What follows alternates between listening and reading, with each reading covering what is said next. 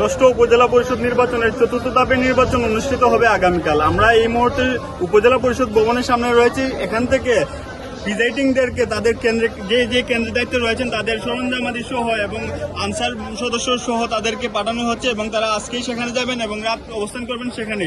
সুনামগঞ্জের চতুর্থ ধাপে সুনামগঞ্জের তিনটি উপজেলায় নির্বাচন অনুষ্ঠিত হবে। তার মধ্যে রয়েছে সুনামগঞ্জ সদর, মধ্যনগর এবং শান্তিগঞ্জ উপজেলা।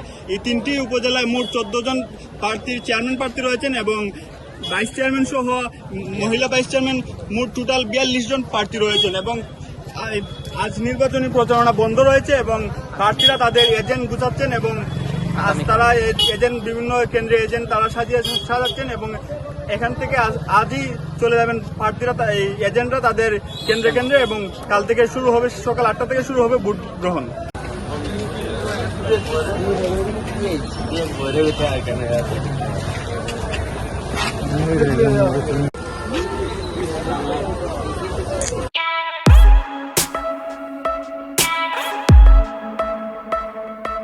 Thank you.